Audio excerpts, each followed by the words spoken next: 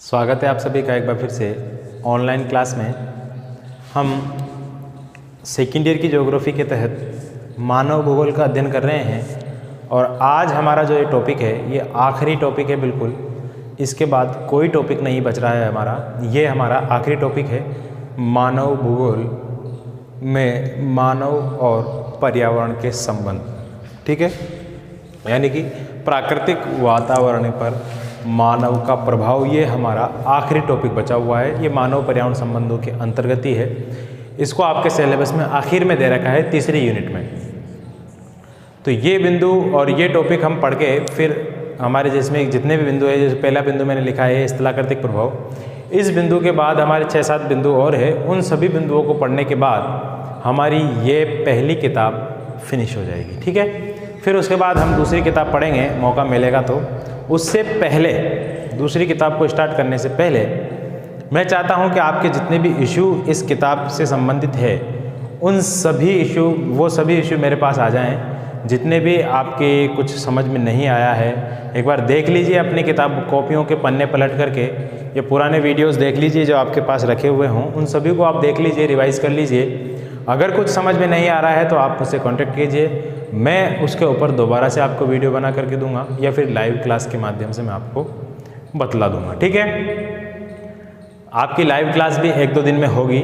उसमें अब जो मेरे पास इशू है उस इशू को मैं लेकर के आऊँगा, जो आपने मुझे बतलाया है उसको आपको समझाने की मैं कोशिश करूँगा। ठीक है, तो आज की क्लास स्टार्ट करते हैं हम। इस क्लास के स्टार्ट करने से पहले ध्यान दीजिएगा, ये आखिरी बिंदु है अपना, इसके बाद कोई बिंदु नहीं बच रहा है। तो आज का हमारा बिंदु जो है प्राकृतिक वातावरण पर मानवीय प्रभावों को हम पढ़ेंगे।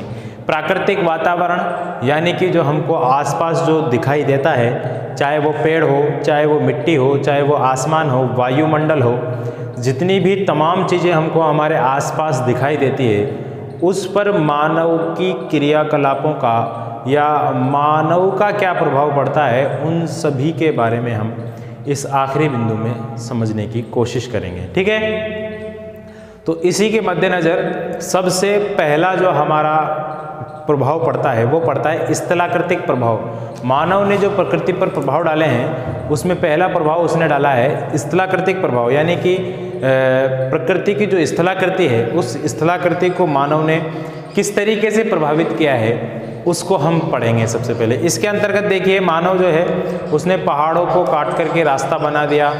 पहाड़ अंदर से नहीं कटे तो साइडों में से काट करके पगडंडी बना दी ऊपर जाने की। देखा होगा आपने माउंट आबू में और केदारनाथ बद्रीनाथ में पहाड़ों के ऊपर जाने के लिए रास्ते बना दिए, छोटे छोटे, एक यूँ समझ लीजिए 2-5 फुट के रास्ते होते हैं। उनमें से खच्चरों के माध्यम से, घोड़ों के माध्यम से पैदल जाया जाता है, हाथों में डंडे लेकर के, ताकि बैलेंस बना रहे। तो मानव ने क्या नहीं किया, रेल निकाल दी पहाड़ों के नीचे होकर के, छोटे मोटे पहाड़ियों को तो हटा दिया बिल्कुल, वहाँ पर गगनचुंबी इमारतों को बना दिया। तो ये मानव ने क्या है स्थलाकृति पर प्रभाव डाले हैं जो महत्वपूर्ण हो जाते हैं हमको पढ़ना। ठीक है, उन्हीं के बारे में इस बिंदु के अंतर्गत है। देखिए क्या लिखा है इसमें कि स्थलाकृतिक प्रभाव, मानव ने स्थलों पर जो प्रभाव डाला है यानी कि उच्चावच पर जो प्रभाव डाला है उसमें देखिए, आज के वैज्ञानिक मानव ने अपनी आवश्यकताओं और कुशलताओं से, अपनी आवश्यकता और कुशलता से पहाड़ों, पठारों, मैदानी स्वरूप को परिवर्तित कर दिया है। ठीक है, मैदानों में मानव ने जो है ऊंची ऊंची इमारतें बनाई है। किसी मैदान को हटा करके मानव ने वहाँ वनस्पति उगा दिए, कहीं पर बंजर बना दिया उसको। जो मानव ने जैसा मानव का उपयोग हुआ, मानव के आर्थिक जो आकांक्षाएं जिस चीज़ से जुड़ी हुई है उन आर्थिक आकांक्षाओं को पूरा करने के लिए मानव ने प्रकृति को, स्थलाकृति को ही बदल दिया है। मानव ने पहाड़ी ढालों को काट करके पगडंडी, कच्चे और पक्के रास्ते बनाए हैं। पहाड़ी ढाल किसको बोलते हैं? देखिए पहाड़ी ढाल इसको बोलते हैं, ये होते हैं पहाड़ी ढाल। ये जो दिखाई दे रहा है ना आपको, ये तो मानव ने क्या है, इन पे हल्के हल्के से इस तरीके से आपने देखा होगा पगडंडी बना देता है ऊपर चढ़ने की, चारों तरफ से इस तरीके से। फिर वो ऊपर जाते हैं, यहाँ से तारागढ़ गए हो कभी अजमेर में? इसके अलावा कई सारे मंदिर और ऐतिहासिक दुर्ग है ऊपर, उन पे चढ़ने के लिए मानव ने प्राचीन काल से बनाता है, आज की कोई सी नई बात है। प्राचीन काल से मानव ऊपर चढ़ने के लिए इस तरीके से छोटी छोटी पगडंडियों का निर्माण करता हुआ आ रहा है। तो वही बात यहाँ पर है, देखिए पगडंडी बना दी, कच्चे और पक्के रास्तों का निर्माण कर दिया। और इतना ही नहीं, मानव ने क्या कर लिया, पहाड़ों के निचले भाग में सुरंगें बनाकर रेल और सड़क यातायात के लिए मार्ग खोल दिए हैं। देखिए मानव ने क्या कर दिया, ये वही पहाड़ है। अब मान लीजिए इस पहाड़ के आर पार हमको रेल ले जानी है, तो रेल ऐसे तो नहीं चढ़ सकती भाई, ऐसे तो नहीं चढ़ सकती ना रेल, क्योंकि रेल में जो है उसमें उसके पहियों में इस समतल स्थान पर ही चल सकती है वो, ठीक है। उसके पहियों में घर्षण की जो क्रिया है वो बहुत कम पाई जाती है, क्योंकि वो पहिए उस पर दौड़ते हैं। अभी जैसे ट्रक हुए, बस हुए, इनमें तो घर्षण हो जाता है, इसमें क्या रबर के पहिए होते हैं और रबर ज़मीन से घर्षित होकर के एकदम से रुक जाते हैं। लेकिन रेल के मामले में ऐसा नहीं है, थोड़ी सी ऊपर चढ़ जाएगी लेकिन वापस रिपस के आ जाएगी, चाहे आप कितना ही रेस दीजिए।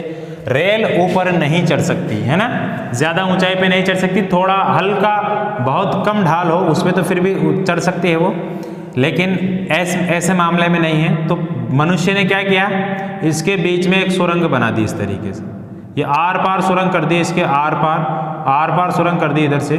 तो ये इधर से एक मानव ने क्या कर दिया, मार्ग खोल दिया और ये आर पार मार्ग बन गया, ठीक है। क्या बना दिया उसने, ये आर पार मार्ग बना दिया, इसमें से रेलें गुजार दी, इसमें से बसें गुजार दी, इसमें से ट्रक गुजार दिया और एक स्थान से दूसरे स्थान तक मानव चला गया, ठीक है। सड़क यातायातों का निर्माण कर लिया मानव ने, सुरंगें बना करके रेलें निकाल दी उसके नीचे से, पहाड़ों और पठारों की ऊंचाई पर आवासों का निर्माण कर दिया, कृषि और आवासों का निर्माण कर दिया।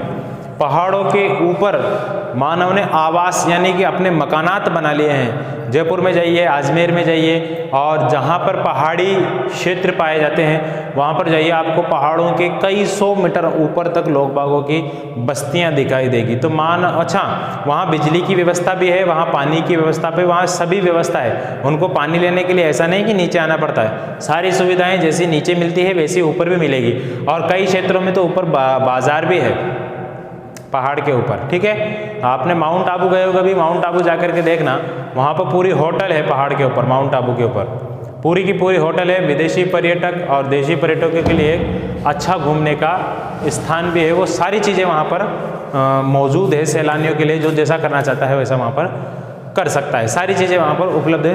तो मानव ने क्या कर दिया, प्रकृति के साथ ये खिलवाड़ किया है, ठीक है, अपनी आवश्यकताओं की पूर्ति करने के लिए। हालांकि प्रकृति को इससे कोई नुकसान नहीं है, पहाड़ों को खोद दिया है, पहाड़ों को काट दिया है, उससे प्रकृति को कोई तो ज़्यादा तो नुकसान नहीं है। जैसे तो हम वनस्पति को काटते हैं, वनस्पति के काटने से तो बहुत बड़ा नुकसान होता है। वहाँ की जो चरिंदे, परिंदे, दरिंदे जितने भी होते हैं वो सभी एक पेड़ के ऊपर निर्भर होते हैं। वो प्राकृतिक पारिस्थितिकी कहते हैं, उस छोटा सा पारिस्थितिकी वो ख़त्म हो जाता है वहाँ पर। हालांकि पहाड़ के संदर्भ में ऐसा नहीं है, पहाड़ों में भी ऐसी बात नहीं है कि जानवर नहीं रहते, पहाड़ों में भी बिल बनाने वाले जानवर लेते हैं, लेकिन वो दूसरी जगह जा सकते हैं। लेकिन एक जगह के वन क्षेत्रों को समाप्त किया जाएगा तो उनमें रहने वाले छोटे मोटे जीव जंतु वहाँ पर मर जाएंगे। वहाँ क्या वातावरण प्रभावित होगा, सबसे बड़ा तो क्या है, प्राकृतिक वातावरण वहाँ का प्रभावित हो जाएगा।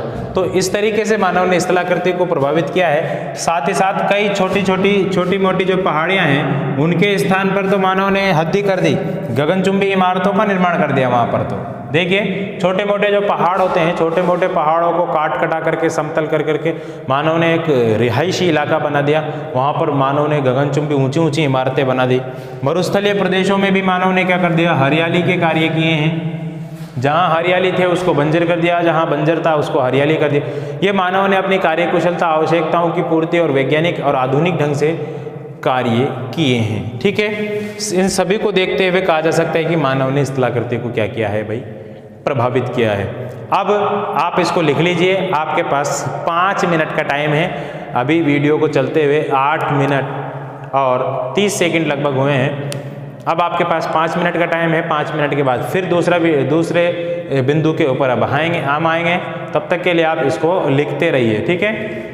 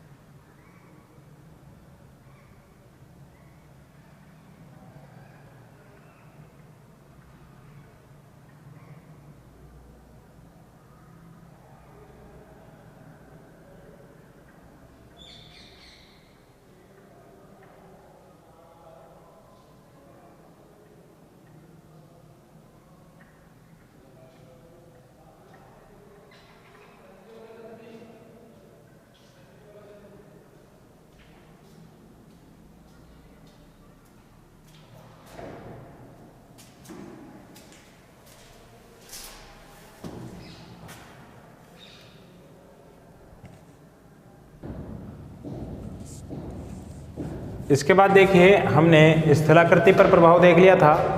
अब हम देखते हैं जलवायु पर मानव के क्रियाकलापों का क्या प्रभाव पड़ता है। मानव ने किस तरीके से जलवायु को भी प्रभावित किया है। मानव ने अपने क्रियाकलापों से न सिर्फ जलवायु को प्रभावित किया है बल्कि संपूर्ण वायुमंडल को प्रभावित किया है।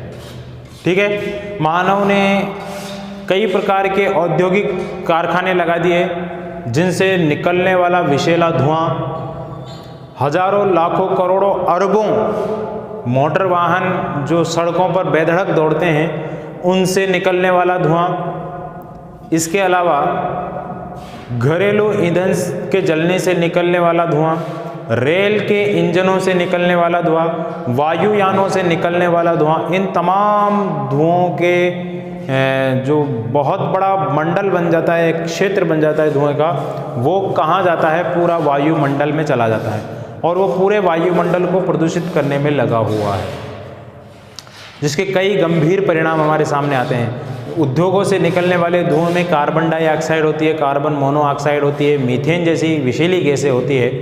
इसके अलावा हमारे घरों में रेफ्रिजरेटर वगैरह जो होते हैं, एयर कंडीशनर, प्रशीतक, आपने कई बार सुने होंगे इन चीज़ों को। ये इनके निकलने के फलस्वरूप ओजोन डिप्लेशन हो रहा है, ओजोन परत में क्षरण हो रहा है, जिसकी वजह से पराबैंगनी किरणें सूर्य की डायरेक्टली कहाँ तक आती है, पृथ्वी तक पहुँच जाती है और यहाँ पर गंभीर त्वचा संबंधी गंभीर बीमारियों को जन्म देती है। तो ये सारी चीज़ें प्रकृति में वर्तमान परिदृश्य में हो रही है और इन सब के पीछे जो सबसे बड़ा हाथ है वो किसका है? मानव का है। मानव इन सभी को प्रभावित करने में लगा हुआ है, पूरे वायुमंडल को प्रदूषित करने में मानव ही का योगदान है। मानव अपनी आवश्यकताओं, अपनी इच्छाओं की पूर्ति के लिए प्राकृतिक परिदृश्य से छेड़छाड़ करते हुए बाज नहीं आ रहा है और इसके परिणाम भी मानव कई बार भुगत चुका है, लेकिन आदत हमको इसी तरीके की लगभग पड़ गई है। तो देखते हैं हम जलवायु पर प्रभाव, क्या जलवायु पर प्रभाव होते हैं इनके, उसको हम देख लेते हैं। तो देखिए वर्तमान समय में मानव ने क्या है, जलवायु को इतना अधिक प्रभावित कर दिया है कि संपूर्ण वायुमंडल इससे क्या हो गया है भाई, प्रभावित हो गया है। जो मैं आपको बातें बता रहा हूँ वही बातें मैंने यहाँ पे लिखी, नॉर्मल बातें हैं। अब इस चीज़ को लिखाने में बहुत सारा टाइम व्यर्थ हो जाता है, इसलिए मैंने आपको पहले लिख दिया और फिर केवल समझाया है। अब इसको उतारना आपका काम है। ये वीडियो पूरे 30 मिनट की होगी, आप जितना जल्दी इसको उतार लोगे उतना ही आपको फायदा हो जाएगा। ठीक है, आपके डाटा बच जाएगा। संपूर्ण वायुमंडल इससे प्रभावित हुआ है। मानवीय, औद्योगिक, परिवहन आदि क्रियाकलापों के कारण असंतुलित तत्व कहाँ चले जाते हैं, प्राकृतिक पर्यावरण के अंदर चले जाते हैं और उसको प्रभावित करने लगते हैं। घरेलू ईंधन के जलने से निकला धुआं, औद्योगिक चिमनी से निकलने वाला धुआं, मोटर गाड़ी, रेलगाड़ी के इंजन, वायुयान आदि से निकलने वाले धुएं के कारण और अनेक स्रोतों से निकलने वाली carbon dioxide gas CO2, CO carbon monoxide gas, NO2 nitrogen dioxide gas, CH4 methane gas, CFC chlorofluorocarbon gas, इन सभी के विषैली, ये सभी विषैली गैसें हैं। इनसे वायुमंडल क्या हो रहा है भाई, प्रदूषित हो रहा है। इसके जो परिणाम सामने निकल के आ रहे हैं, भूमंडलीय तापमान वृद्धि, भूमंडलीय तापमान वृद्धि जिसको ग्लोबल वार्मिंग कहा जाता है, यानी कि वैश्विक तापमान जो है वो बढ़ रहा है दिनों दिन लगातार। वैश्विक तापमान, विश्व का जो तापमान है वो उत्तरोत्तर वृद्धि कर रहा है, बढ़ रहा है। औसतन पृथ्वी का जो तापमान माना जाता है 15 डिग्री सेल्सियस माना जाता है, लेकिन पिछले कुछ सालों में विद्वानों के अनुसार ये बढ़कर के 16 डिग्री सेल्सियस हो गया है औसत तापमान पृथ्वी का। अगर इसी तरीके से बढ़ता रहा तो ये हमारे लिए बहुत ज़्यादा मुश्किल वाली बात हो जाएगी। ठीक है, यहाँ पे कुछ नहीं बचेगा जैसा कि अन्य ग्रहों पर नहीं है। हिमराशियों का पिघलना, हिमराशियाँ लगातार पिघल रही है, तापमान बढ़ रहा है। तो प्राकृतिक वनस्पतियाँ बहुत जगह की नष्ट हुई है। देखिए कई जगह क्या होता है, ऑस्ट्रेलिया में, अमेरिका में और दक्षिणी अमेरिका में, यहाँ पे क्या होता है, विषुवत-रेखीय क्षेत्रों में, जो विषुवत-रेखीय क्षेत्र नहीं, कर्क रेखीय और मकर रेखीय जो क्षेत्र है उनमें क्या होता है, अत्यधिक तापमान हो जाता है गर्मियों के दिनों में। कर्क रेखा में जून के आसपास, उत्तरी अमेरिका, कैलिफोर्निया वाले जंगल, दक्षिण अमेरिका में मकर रेखा गुजरती है, वहाँ पर अर्जेंटीना में। चिली में और ऑस्ट्रेलिया में भी, वहाँ पर क्या होता है, गर्मियों के दिनों में बहुत ज़्यादा तापमान हो जाता है, जिस वजह से वहाँ के जो क्षेत्र है, जंगली क्षेत्र है, पहाड़ों पर बहुत भयंकर आग लग जाती है। ठीक है, क्योंकि पत्थर रगड़ खाते हैं एक दूसरे से, तो चिंगारी निकलती है और तापमान तो बहुत ज़्यादा होता है, हवाएं चलती है, जिस वजह से बहुत बड़े क्षेत्र में आग लग जाती है।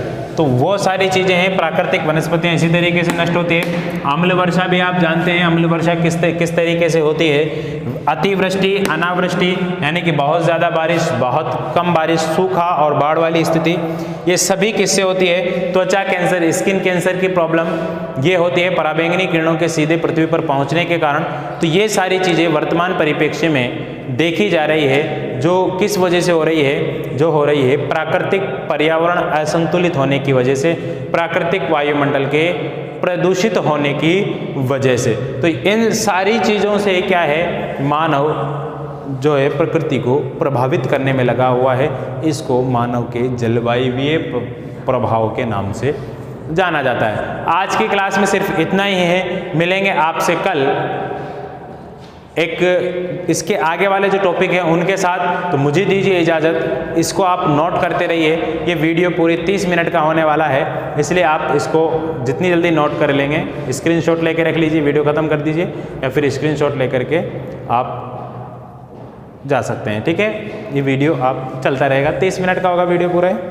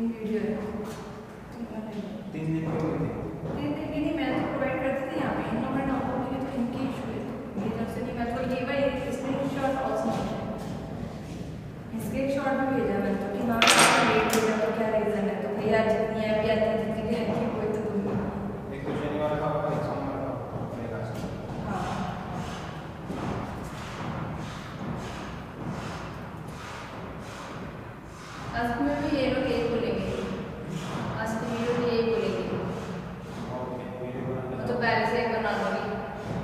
हाँ यार पता नहीं पाता, एक बना दूंगी, नहीं तो फिर वहीं से बना दूंगी भैया कहीं से बोल रहे तब बना दूंगी। लेक्चर नंबर 50, 51, 52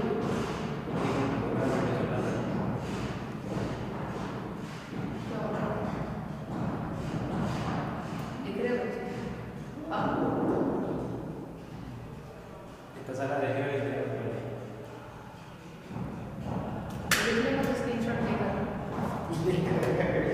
किस तरह लंबा करते वीडियो आप है और क्या दिमाग खराब कर 4 से लाइव क्लास होती है सुबह 7 बजे 4 वीडियो वो है लाइव क्लास होती है वो भी लाइव बजे देते तो फिर उससे अलावा मैं डेढ़ क्लास